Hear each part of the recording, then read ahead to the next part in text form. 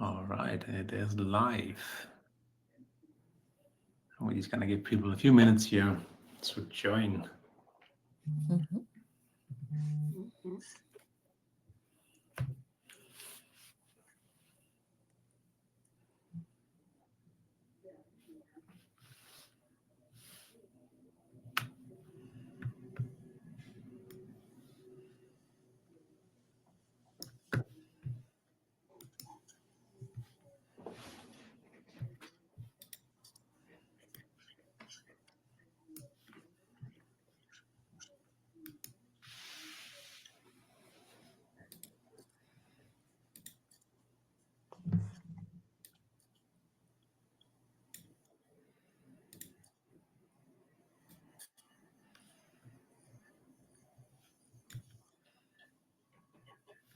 I'll say 2 minutes past we start. So for now, just hang tight.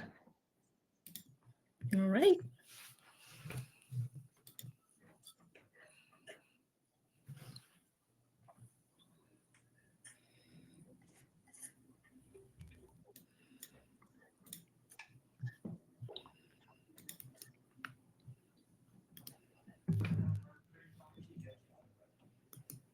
Hey folks, welcome to the webinar. We're just waiting 1 more minute before we kick off. So just hang tight.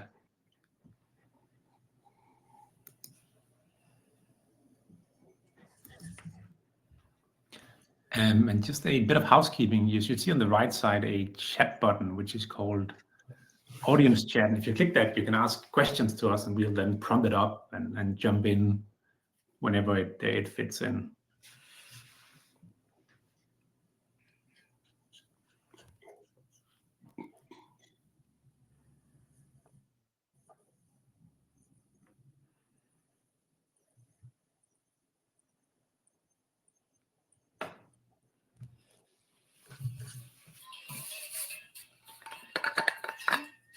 All right, 2 minutes past. Let's kick off and then people can just join as we go. So welcome everybody to this webinar with Jerry and Faith from DBT. So just a bit of background. So Jerry and Faith have shared actually 2 articles called Test Smarter, Not Harder over the last few weeks, which has gotten a lot of attention in the data communities. So today we'll just spend some time talking a bit about testing philosophies and some learnings they've made. But maybe just to kick off, Jerry and Faith, if you could give a brief intro about what you do, that could be really interesting. Great. I'll jump in and then pass to Faith. I'm Yeri and Yeri Kumalakeni. So I work as a resident architect at DBT. What does that mean? Really, I'm a problem solver. So I go into a lot of different DBT projects and I get to see the things that are top of mind for folks and try to resolve it and really start thinking creatively about how to use DBT and how to make sure it's working in the best way possible for them. So that's me. Sweet. I'm Faith McKenna. I also work at DBT as a senior technical instructor. I work in shorter engagements than Yuri does, and I see a lot of different customers really frequently. So I get to watch how the world uses data and help get people onboarded and up to par in DBT as quick as we can. Very good. And just kicking off, so you wrote that article, Testing Smarter, Not Harder. Could you just talk a bit about what caused you to write that article and what kind of problems have you seen in the testing space that prompted this? Yeah, so Yuri and I reconnoiter about every 2 weeks at work to talk about what we see in our customer engagements. And this is our space to sort of rant and rave and solve problems together. And something that we started seeing a lot was lack of direction and a lot of data teams on how to test well.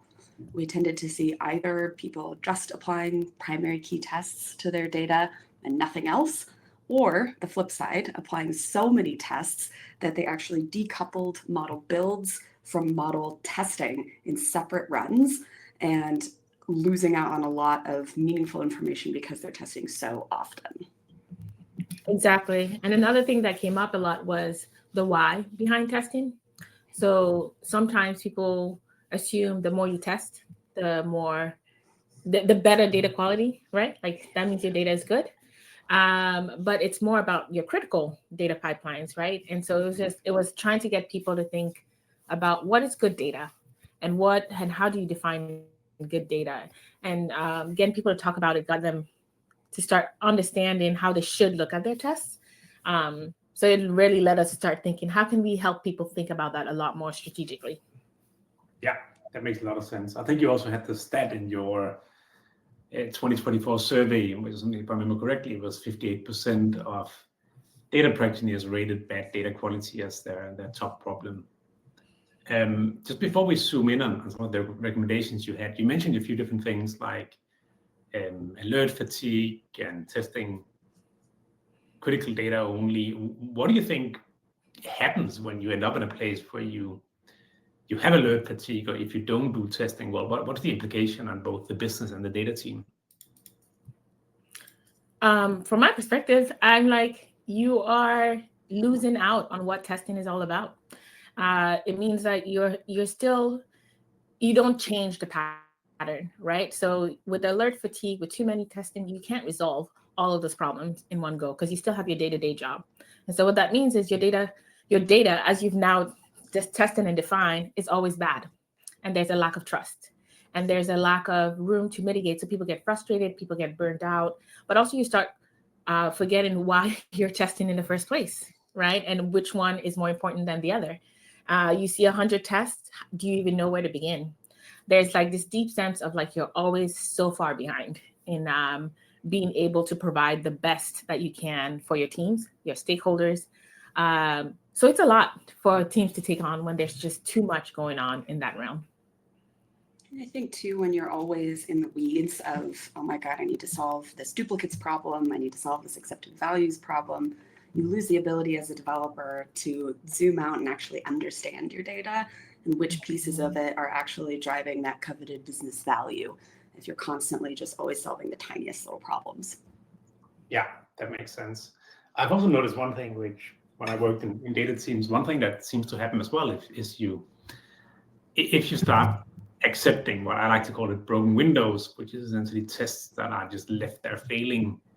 The immediate issue is, of course, you might overlook issues because they drown in all the alerts. But also over time, I started seeing that impacts the trust people have in the impact of writing tests, and they actually impact the data culture all the way back where people start losing the belief that the tests, when they actually catch something, that'll be acted on. So it's almost this negative loop if you find yourself in that situation. Yeah, I agree with that too. Big time. Definitely. Cool. So if we zoom in on the first topic of your articles, you came up with this concept of, I think you call them data hygiene tests, business focused tests, and stats focused anomalies. Could you talk us through, first of all, how did you end up with that categorization, and what do the different types of tests mean in your world? Yeah, so as an instructor, I am very focused on actionability and frameworks that people can come back and easily reference. I make a lot of cheat sheets and guides. So my mindset is, where can we give people a place to start? This is not going to be comprehensive and it's not going to solve every problem, but where is the most impactful place to start? So talking things through with Yeri, we identified just a bunch of problems that we've seen in past engagements. And then we took a look at all of those problems and tried to identify any trends between them. Data hygiene is a pretty important one. That is where we see people worrying about your primary key tests, expectations around data completeness, as well as formatting, like making sure you're collecting the correct email addresses for attendees to a webinar, for example. And the other types of anomalies that we were thinking about are ones that are much more front-facing, like business-focused anomalies really came from the dreaded question that data teams get asked all the time, which is, why doesn't my number match your number? Or a business stakeholder going, this number seems wrong, and they can't really identify why. It just feels wrong to them. So getting into business-focused anomalies helps quantify what does it mean when a business person is saying, this seems wrong, or it doesn't match. And Yeri, I'll pass it to you for those stats-focused anomalies. Yeah, and from the stats-focused anomalies, you start thinking about, you have teams that start thinking about, they know their data really well and start thinking about advanced ways where they can be proactive at identifying statistical deviations from the norm, right, in their data. But to get there, you have to know what the norm is. And you have to have a good sense of, let's use volume anomalies, for example. You have to understand the patterns to your data. And so if you feel very confident that the patterns are consistent for certain flows in your data pipeline, that's when you start thinking about, all right, what are these statistical deviations that I can start testing for proactively, and that will clue me in that something is not where it should be. We didn't go into that in much detail because it's more advanced testing, but it's really starts getting you to think about, to get there, you need to understand your trends, right? And so there should be a really strong understanding of your data trends. Yeah, that makes sense. And if we just zoom in on each of them for a little bit, so the first one being the data hygiene test, I think we did an analysis on our customers and their workspaces, and we found that the vast majority of tests tend to kind of fall in that category. So they're not null, they're unique. What types of tests do you see being in hygiene, and what role, if you go a little bit more into detail about some of them, do you see them play? Yeah, so I think thinking about them in terms of granularity, completeness, and formatting are those three main categories. Granularity is where you're going to see those primary key tests most of the time. Completeness is where not null and accepted values are going to get you a long way. And then formatting is going to get a lot more situational. I think of stuff like unit tests for that email addresses example, or things from like DBT utils or expectations, where you're expecting columns to be a certain length if they're something like a product ID. Mm-hmm. That makes sense. And the second one being the business focused anomalies, that's often where I see a little bit of a disconnect sometimes between different teams, because it feels like as an analytics engineer or someone thinking from a technical point of view, you can reason about something should be unique or something should be not null. But when it comes to business focused anomalies, and correct me if I'm wrong here, often you need to be very close to the use case of the data to actually say, does it make sense that the contribution margin between X and Y? What types of tests are there, and who do you see between the two different types of tests? What teams and stakeholders are the right to implement them?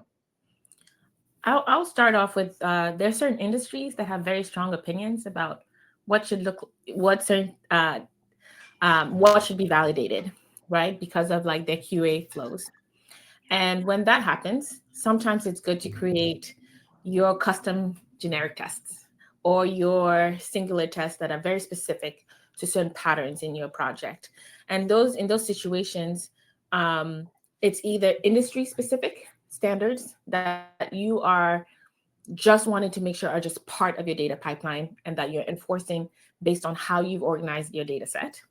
Or it's like, just like you said, for specific teams, it's just like you're working really closely with certain business stakeholders, and you have noticed a pattern that you want to that is not normal, right? That you can't truly just mitigate here and there.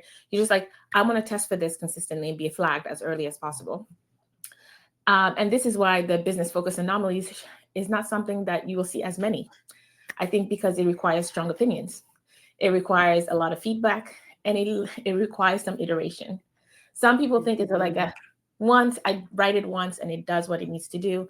And I would tell you, no, it actually kind of takes some time, right? And it's just like, is it where you want it to be? Is it something that you can address further upstream in your transformations so that it isn't even something that you test for? There are a lot of questions that you have to kind of think through. And so you're right, it's just like who builds it and how they work with their stakeholders will vary by company. But the easiest ones are the ones where, let's say you are in healthcare or in finance, there's certain things where it's just expected that certain things need to match a certain way across your pipeline, time, like how time is looked at, all of that. And those are the straightforward ones, because you're just like, they know the rules, they know what needs to be enforced, and they just put it in. Yeah. Yeah, that makes sense. It's almost like in finance, there might be very clear rules that a margin couldn't be below 0 or something like that. What do you do in the case where, let's say you have business trends that are kind of shifting, or if you have a sudden growth from a new market or something like that, that kind of indicates something, but actually might not be an issue. Do you think those types of trends are also right to be flagged by business anomaly tests, or should it only be these kind of true abnormal behaviors that happens in the business? I think there's a lot of room for debate on this. It's certainly something I've debated internally. I think my opinion is it depends on how long-lived you expect a certain trend or normal behavior to persist. In terms of things like forecasting sales, for example, you might expect your sales to increase by no more than a certain amount in quarter over quarter. And you can set up a test to address that, but you might have a really banner year where your original expectation is your sales are going to increase 20% quarter over quarter. And instead, they're increasing 50%. And your test is flagging and giving you all these errors, but it's for valid reasons. I think magic wand, ideal world, you'll readdress this in your financial planning or in your annual planning and ask yourself, did this test give us useful information, or was it just flagging and a valid change in our business trends? And if it's flagging a valid change, then you got to readjust your criteria and be like, now we expect 50% quarter over quarter growth. We're going to change our test to reflect that. And I think it encourages you to get closer to your data and its real like business use case. If you understand why your test is failing and that it's for a good reason, then I think you're accomplishing what a data team should accomplish, which is being close to your actual business. Yeah. And is it then right to assume that the business anomalies is most often something that would be owned by analysts, whereas the more kind of data hygiene test is maybe owned by analytics engineers, or doesn't it necessarily have to be that way? It could be flexible, but yeah, I think it's easy if you're on a team where you have you're resourcing that way. I think the analyst will be closer to those like that understanding of what's needed to be tested. If you're an analytics engineer that has to flex across all, then you kind of have to figure out how you dig into the business anomaly side of things if you have never looked at that side of things.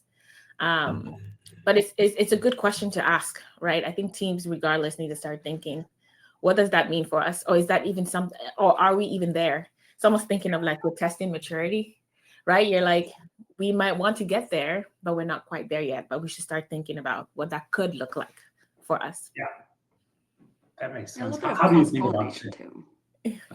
Was that? Oh, just a little bit of a cross-pollination too between those analytics engineers who might be a little bit more buried in the data from day to day and the analysts who might be a little bit closer to the business.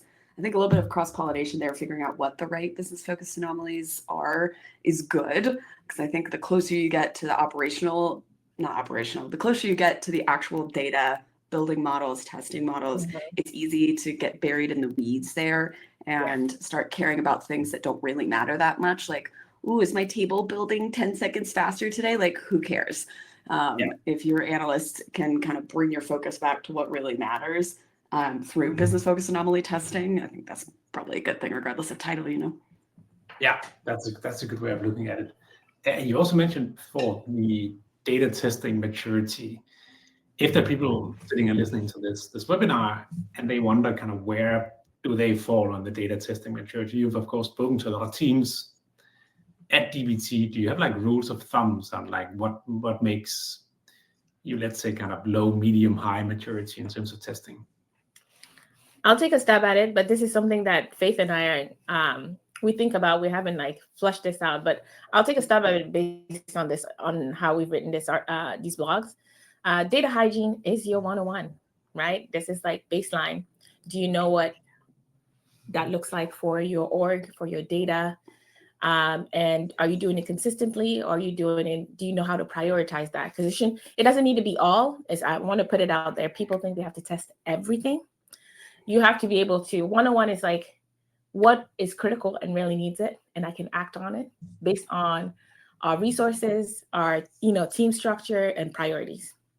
You start going to level 2 when you start thinking about, oh, we have this nailed, and now we start thinking about business focus anomalies.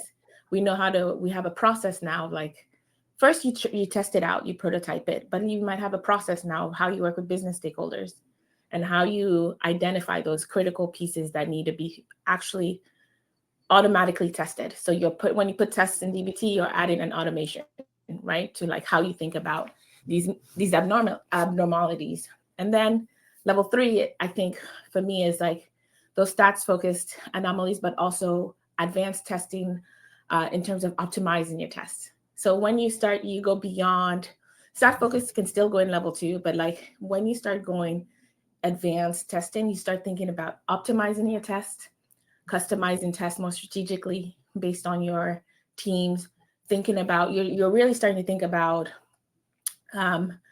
beyond just the basics. Like you start really like nailing, like thinking through what is most performant, efficient, and makes sense, and like that you can react to for your team, and you fine tune that and have like some kind of flow for auditing your tests over time. That's my like gut instinct based on what I've seen. I think Gary's really on the money here, and to put some rough numbers to it, if you're on cloud, the recommendation section of Explorer is a great place to look. If you're on DBT Core, you can use DBT Project Evaluator for a similar result. And with either of those tools, if they are telling you that you are below 50% in terms of your test coverage, which the test coverage evaluation from both of those tools will just look for any kind of test at all on your models. It's not that specific yet. But if you're below 50% test coverage, then you probably need to be focusing on your primary key tests and your data hygiene. If you're above 50%, then you're probably at a good spot with your data hygiene tests, and you can move on to more business-focused anomalies. I think like when you are at the point where you're ready to evaluate some of those level 2 things that Yuri was talking about, you might know that you're there if your builds are starting to take a really long time because you have so many tests. That might be the point where you need to start to evaluate, should I cut some of these? Should I be focusing on some more specific business-focused anomalies? And if that is slowing down your builds by more than like 25, 30%, it's probably a good time to look at it just to stay proactive. Yeah, that's interesting. And when you say the test coverage about 50%, is that if there's a test on a model, it counts as a covered model, or? Yeah, test coverage will just do any test at all. So it's a rough metric, but I think it's a good signal at least. Okay, so summing up, the starting point, start with the data hygiene tests and then move on from there to the business anomalies, and then add stats anomalies. And as you get really good, make sure you have that feedback loop and you continue to tweak and improve. And if we were to categorize companies as kind of low, medium, high maturity, do you have a rough sense of where most teams fall? This might be very difficult to answer, but interesting. I don't have big enough sample. This is my data nerd. No, but I will say, if I was just going to blanket, and this is based on people who have testing strategies and people who don't, right? Versus whether they have many tests. I would say a vast majority of people are on the low side in terms of testing and how they think about testing, because they don't have a strategic approach to testing. Right. They're just testing as a general rule. It's not just like, hey, we're testing because we, this is how we think about it. And then you have a good 25% that are starting to think, that are more advanced in their thinking and are customizing and are serving as great examples for those that are trying to figure out, and everyone else is in between. They're just kind of like shuffling and trying to they have a bit of a strategy, but they are not consistent with it because they haven't figured out a good rhythm. And it could be like optimization is a problem now because they're seeing some tests are taking too long. And that's because they haven't realized there are additional things they could do to cut those down. Like, don't test everything. If you've already tested, millions of rows of your data, you should be testing what's coming in, not just all this historical stuff that you've vetted already consistently, unless it changes, right? There are things that you can start thinking about how you view your data, and those are the in-betweens. So that's how I think of it based on what I've seen. People want to test. People want good data. Yeah. That's consistent. Everybody wants good. It's just like the overwhelm of what good looks like, and what they should do is the strategy that is missing. I find it's a really tender topic. I mean, I think your assessment of about where most teams are is completely accurate. And I think why is that it's so tender for data teams to try to move the needle to get better at this. It's difficult to convince the powers that be that it's worth spending time on strategically improving your data quality. Every data team is plagued by like, can you pull a number real quick? And it is difficult to inch towards that cultural change that will let you make some time to start prioritizing data quality in measurable, incremental ways. And I think like most data professionals want that better quality, but they're like, I already have a lot to do. What's my quick win? And I think like there are some quick wins when it comes to data quality, but I think it just demands thoughtfulness and time in a way that like is difficult to ask for and demand at your workplace. Yeah, that's really interesting. At Monzo, where I worked before, we actually aligned ourselves with the engineers, and I think every other Friday we had what we call a Fix It Friday, and you would take half a day to just work on fixing and improving stuff like tests and documentation, and over time that stuff really adds up. Yeah. Just moving on. So I think you mentioned we've kind of looked very much at the different types of tests that there is, and the TLDR as well, is that data teams lack a strategic approach to testing. And I know you got some good ideas from where tests should go, how to prioritize them, and action plans that were really good to cover. So if we just jump straight into where tests should go in the pipeline, I think last week you launched your second part of the article focusing on that. Could you talk a bit more about where tests should go and how to even think about that at the very highest level? Yeah. Faith, you want to go first? You too. I'm going to pass it on to you first. And then yeah. So I think like as a general rule, you want to test your data quality issues as early as possible. I think the delineation, if we're thinking about DBT's modeling approach, which is sources, staging, intermediates, up to marks. If you're using that kind of modeling approach, you should test your sources whenever you have control and access to fix those quality problems. If we take a really simple example of duplicate orders showing up in a order management system, if you know the person and have a good enough relationship to fix duplicate orders directly in your source system, or if you yourself can do it, it's worth putting a test directly on that source, because you'll get the warning that there's a problem as early as possible before it hits any other layer. You can just go back and fix it. It's not always possible to fix issues directly at the source. I've worked with tons of teams who just have zero control over their source data, and they are left to mitigate it in their staging layer. If that is the case, then as a starting point, Yuri and I think it's worth focusing on just mitigating data quality problems in your staging layer and not testing your mitigation efforts until you have a good control on that next layer, which is your business-focused anomalies. So if you're mitigating quality problems in your staging layer, think more about those business-focused anomalies. What patterns and numbers are your business stakeholders expecting? And write 2 or 3 singular tests, or find the right tests in DBT's package ecosystem. Just pick 2 or 3 of them, add them to your marks layer, and monitor their performance for, I would say, a month or 2. If your pipelines are failing every day because of those business-focused anomalies, you might have the wrong metric in place. If they're only failing maybe once a week, and you can go back and fix and address what the problem is, then you probably are pretty close to what that correct sensitivity level of your test is. That's where I would start with different layers of your modeling. And if you just double click on the part of you said, rule of thumb, do the testing in the sources before any data transformations are done. But if you have little control over your sources, that might not be the right strategy. What are some examples where you don't have a lot of controls over the sources?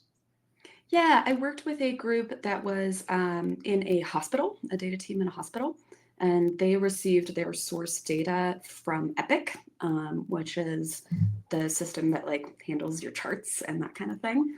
And they just received data dumps from Epic and did the best that they could.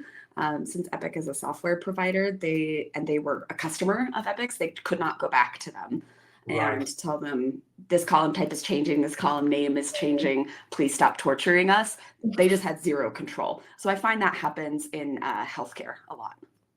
Yeah, that's interesting. I think. Sorry, go ahead. No, I was going to say, yeah, that's the big one. It's like one thing we talked about a lot was what do you have control over and what you don't, and like being honest about it versus just testing, especially when testing across your layers. It's just like mitigate what you can. You can do so much in staging and intermediate layer.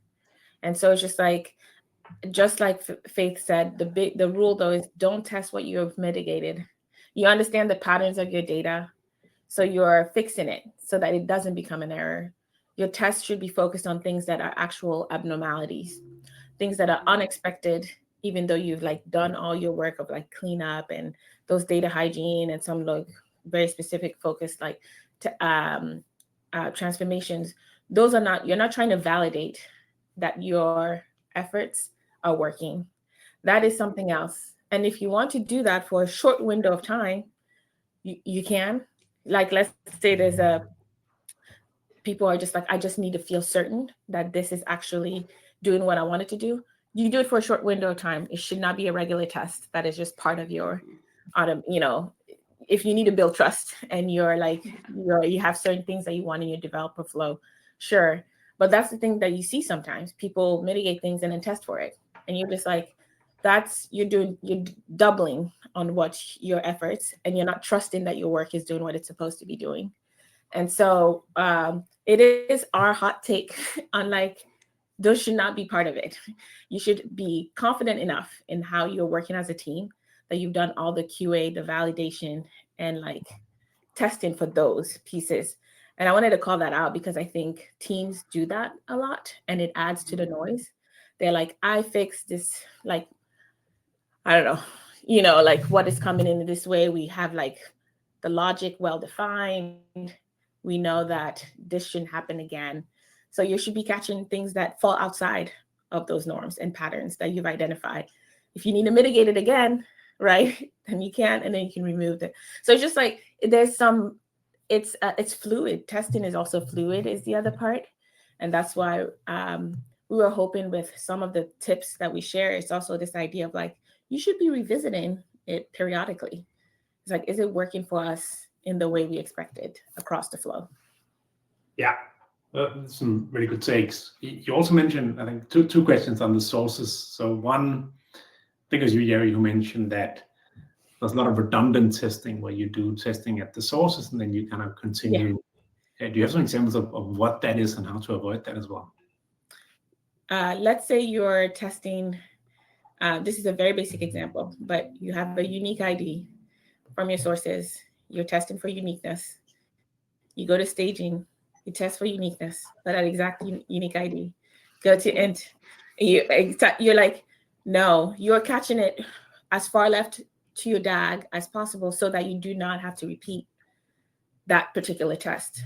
If the level of granularity changes now, how you define uniqueness is no longer that unique ID, but that combination of you're creating a new level of granularity based on other dimensions in your data or other pieces, then you test for that, right? That's your new level of uniqueness.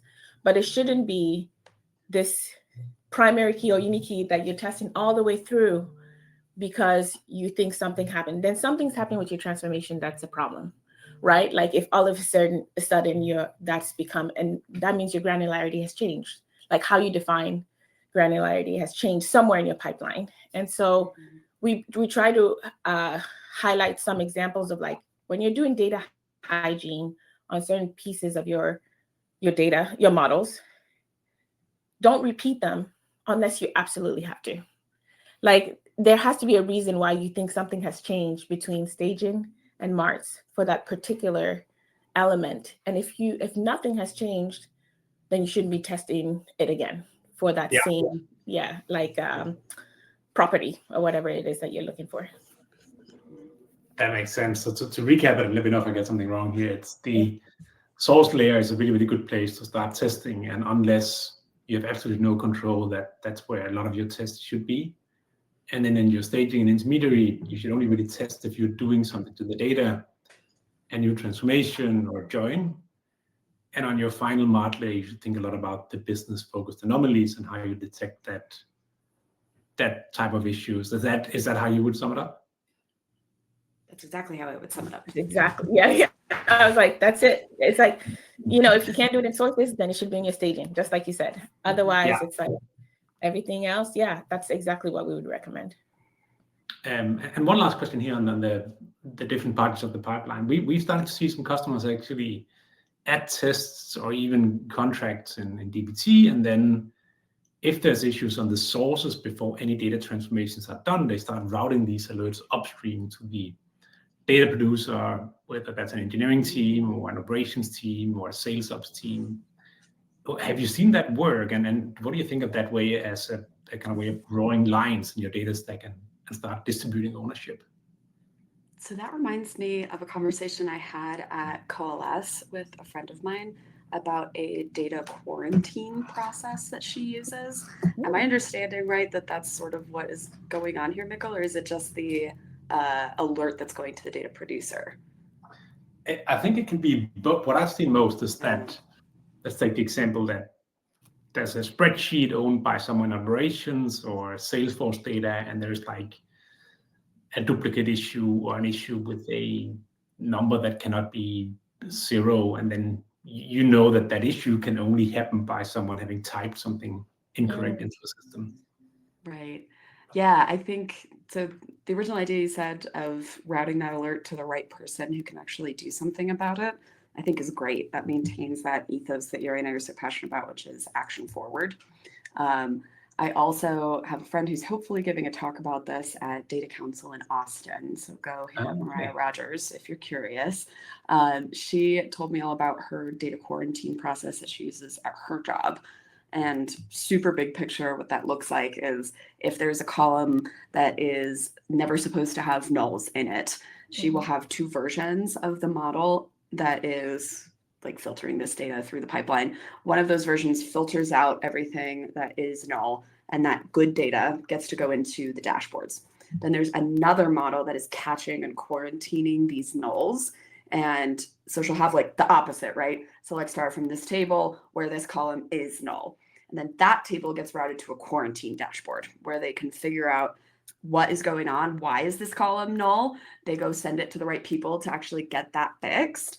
And then the next time that the pipeline runs, once the null issue is fixed, it goes through the table that's going to those operational dashboards, right? So hopefully that makes sense, but I think that is just freaking genius. And I'm hoping to spread the good word on Mariah's method here because I think that's a really practical approach. I like it a lot. Yeah. It's a good type of test too, right? Because it's just like, that's really quarantine. Mariah Rogers, yes. Yeah. Okay. Very interesting. One to look out for. I'm hoping to interview her for the DBT blog. We're gonna get the word out. She's a smart cookie and does a lot of really smart stuff. Cool. We can share that when we share the webinar afterwards. We can add links to that. So if we move on now, and let's say you're at a place now where you've sort of thought about your hygiene tests, your business-focused anomalies, your stats-focused anomalies. You've added strategic testing across your different layers. Then the next 2 things is prioritizing tests and action plans. How do you think about, once you have all these tests in place with a strategic approach, how do you think about prioritizing tests? That's a great question. I'm going to do I'll talk about it from a high level. I think now you start thinking about what should fail your whole flow and what is just good to know, and you're going to address in a timely fashion, but not immediately. So that's the hard part, right? You're like, oh, I'm testing, but I don't want it to stop, what I'm doing. Well, this is when you have to sit down and start deciding what is critical. Like, what is, if it's wrong, something breaks. It impacts downstream stakeholders in a way that they completely lose trust in your team, but they can't take action. They can't make decisions. Or it's going to impact like how resources are allocated, not just financially, but like people resources, time resources, just however you define resources, right? this is when you start sitting down and as a team, it's like, how critical are these pipelines that you're working on, and how you need to make sure you address the impact downstream. If it's something that is going to hold someone up, then it should stop everything. And it should be an alert where you're like, all hands on deck, or whoever's on call or whoever needs to work on it has to address it now. There are other tests where you're like, it's a problem. You can notify who needs to know that this is a problem, but you have a larger window of time to fix it and to address it. And so this is where those conversations, right, with your business folks, your analysts, whoever you are is really close to the business, has to guide you in how to think about it.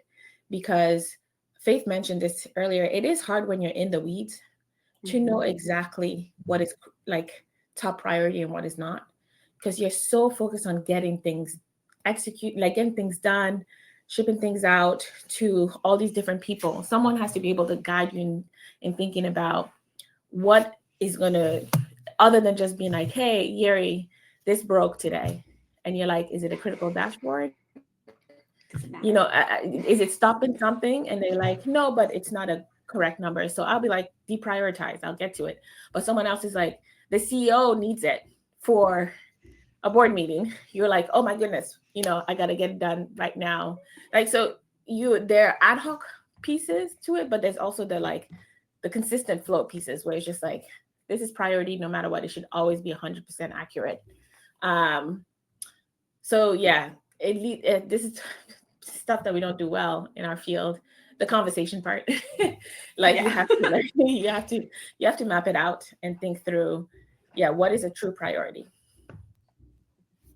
Yeah, I think you can kind of sum some of that up too with whose day is going to get messed up the most by this number being wrong. And is their day getting messed up by this number being wrong going to prevent them from doing their job, or are they just going to be annoyed? And if they're just going to be annoyed, probably not something that needs to break your pipeline. If they can't do their job, probably should break their pipeline. Yeah. When you say break the pipeline, is that if it should be a severity one or error type of test? Or? Exactly. So you start defining the severity, because I think what people have gotten comfortable with is that you can set everything to warn. Yes. But what does that mean, right? You're just like, if everything is warned, that means everything is just a nice to know. And if everything is warned and your definition of warn is, I just want to know, but I'm not going to act on it, then it shouldn't be a test, because that means it's not important. It's important in theory. Like in theory, you're like, I love the evidence to see everything that's wrong in my project. That you can do periodically if you want on your own. Even in your local environment, you can do that. Test your entire project periodically, write your tickets, figure all of that out. But if you're going to make it part of your ongoing job runs, then it should be a test where if it's warned, there's a threshold defined. This has to be addressed within this window of time. This error, this has to be addressed within this window of time. That's the real reason you should have a test in place, because it's alerting you to something that you need to act on. Anything that you don't act on, we keep calling it, Faith and I have been saying, those are nice to haves.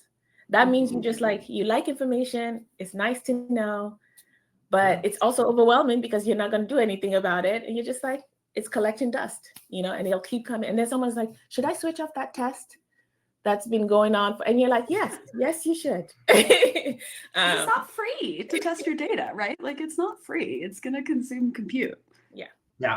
Yeah, we often come back to that as well. If a test has been failing for 30 days and nobody said anything to it, maybe it's not needed in the first place. Yeah, so real. It's so, Did I get it right did I get it right that you recommend in your DBT build, which also runs your tests, you only have the ones that really matter, and then you said you could periodically run another DBT test job independently if you use DBT Cloud to catch other types of issues? Is that a strategy you'd approach, or did I not get that right? Oh, it's a strategy I've definitely recommended for some teams, where I'm just like, especially if they're not able to, let's say I look at their tests in their project and I feel like half of them are not necessary in the day-to-day. it might not be the right time to delete and remove all the tests. So what I do is like, you can think about it in many different ways. If you're using tags, it might be very easy, right, to just call a certain tag for a test. You might rewrite your commands a little differently. But the goal in my mind is like, run those nice to have once a week, right? Tag them a certain way if you need to, and just collect your evidence, like what you need to know to like address and mitigate that, build your strategy. And then the ones that are core and priority should be just part of your day-to-day.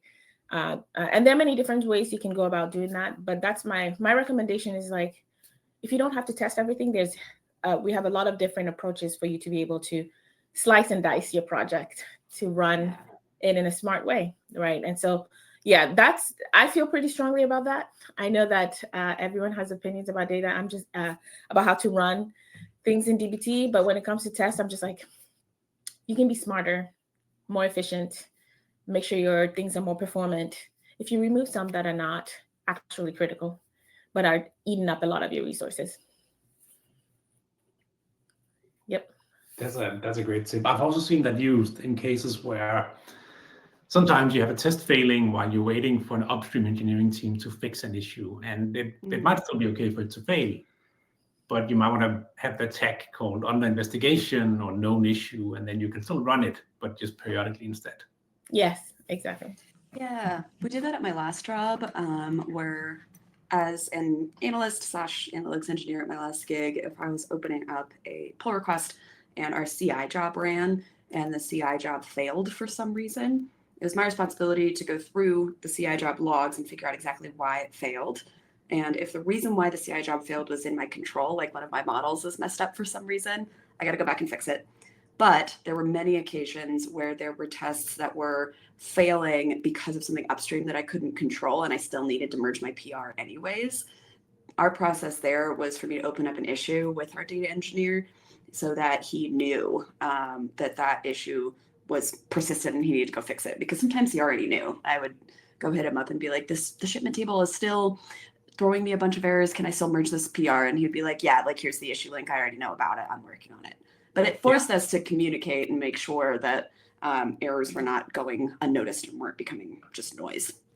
Yeah, that's great advice. So strategic testing, continuous feedback, and then thinking about anything that's not critical, get it out of that daily build. Would you say that those are kind of the top tricks to overcoming alert overload, or is anything I overlooked here? I think that covers it. Like top of mind. Yeah, it's all strategy, right? Like you said, it's so yeah, I would say, yeah. I haven't thought about the quick checklist, but I like it. The final piece of the puzzle is then the action plan. So you've set up your testing strategy, you've placed in the right place, you're prioritizing tests, and then you also wrote about action plans in your article. Could you talk briefly about what are action plans and how do you start implementing those? Yeah.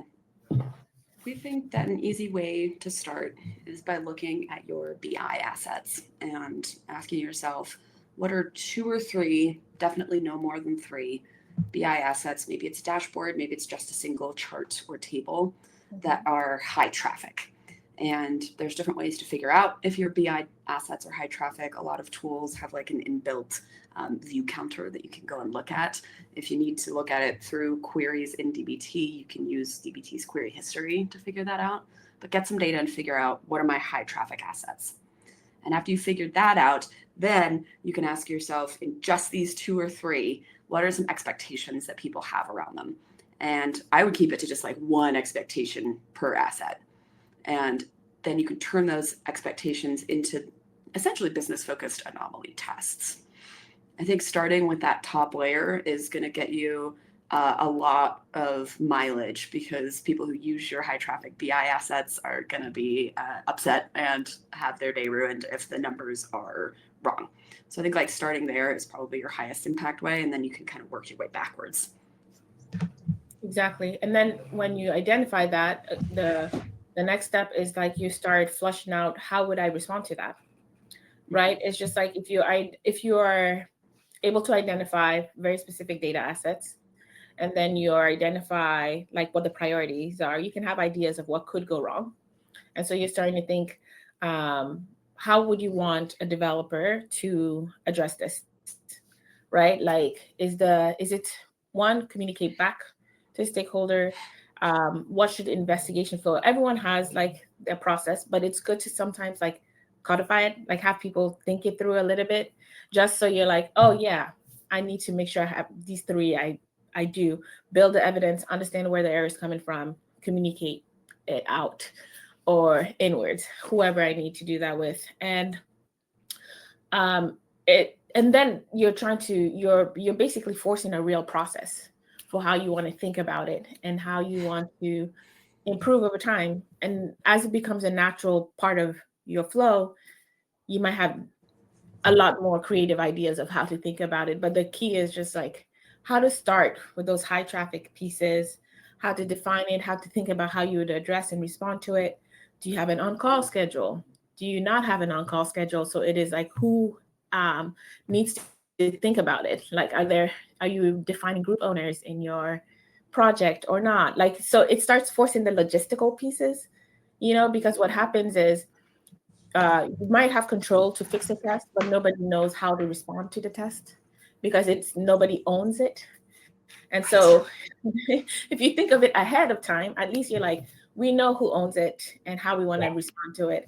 And it's all about process. This is the part where it's more like process and getting comfortable with how to think about tests as a core part of improving how you do data as a team. Yeah. I like what you said about ownership too, Yeri, that that's a key part of it. I can't tell you how many data teams I've worked with where I've asked them, what do you do when a pipeline fails? And all of their eyes turn to one data engineer on the team. And that data engineer always just has like a little bit of a blank, war-torn expression in their eyes. And every time I feel for this data engineer and I'll tell them, hey, how about we think about your front-facing models assigning a technical owner? And that technical owner should not always be your poor data engineer. It may actually be an analyst who knows the most about this front-facing MART. And every time you create a new MART table, I advocate for assigning a technical and a business owner to that MART. You can just do this in your model's description. You could use groups for that. There's a bunch of things that you could do to formalize who the owner is. And if something is wrong with that MART's model, you know exactly who to hit up. You go hit up that technical owner and tell them something's wrong, please go and fix this. In the course of their debugging, they might figure out, oh man, this is something with like a messed up business rule. And like, we need to change this business rule so that it is more accurately reflecting the state of our data. Then they have a business owner that they can go to who knows the most about that model. And I think like distributing this responsibility kind of reduces the mental load on our poor data engineers out there and makes data quality everybody's problem. Yeah. Responsibility, I should say. Yeah. I mean, because things just fall through. That's why things fall through, I think, a lot of time. And why people get that fatigue too. You're like, sometimes you have everything well mapped out. It's just like nobody picks it up. And you're just like, unless I have worked on teams where we have on-call schedules and you're like, but once you're off, then who picks up from there, right? Like sometimes it's just like you're on call for that week. It's a problem that lasts longer than you expected. Is there handoff? And maybe you work on a team where there's no on-call schedule. And so nobody's responsible for that window of time. You're just like, how long do you own something when it's becomes a bigger problem, right, than just what you expected? Those are real conversations, because then people are like, I did not want to pick up any errors that I see in the testing flow. I've been on teams like that. And you're like, yeah, because it could blow up. So yeah, I think we almost have enough material for a second round on ownership and issue management and incident response. Oh man. We have so many ideas. More to come. Yes, definitely more to come. Yes. I guess last question here. I know you launched test descriptions in DBT 1.9, if I'm not mistaken. Is that something you've seen as well play a role in this? Test descriptions are so new. I actually have not seen any teams use them. Have any of y'all? I have not yet. So excited to see what that looks like. Yeah. All right. I think that's Well, kind of a gimme place to put some of your action plans, like in the test description, using a doc block and saying like, what are those first debugging steps and who does this impact? Yeah. I think that's kind of a gimme, and explorers should pick that up, or your doc site if you're using core. Yeah. It's going to be interesting to see the adoption there. I can definitely see that. Also, if you start sending alerts to maybe non-data teams that don't know how to understand a not null test, that can be a link to a spreadsheet or a source system or something. Yep. Totally. Very cool. That was super interesting, Yeri and Faith. I think we have enough material for another round on what happens when you discover the issue. I think we're going to keep that. Just to round off, where can people go to learn more about you? Yeah, you can find me on LinkedIn, Yeri Kumar Kenny, or you can find me in DBC Slack. I'm a little quiet these days, but I'm there, and also Data Angel Slack. Yes, you'll see me Faith and I on a mission to write and talk about testing. So you might see more dev blogs from us, but definitely LinkedIn at the very, very least. Same for me. I'm Faith McKenna on LinkedIn, and I write on Substack at faithfacts.substack.com, taking suggestions for a better name because I don't like it, but that's what it is. Very cool. On that note, thanks for dialing in, and thanks a lot, Faith and Yeri, for your insights here. Thanks for inviting us. Yeah. Thank you.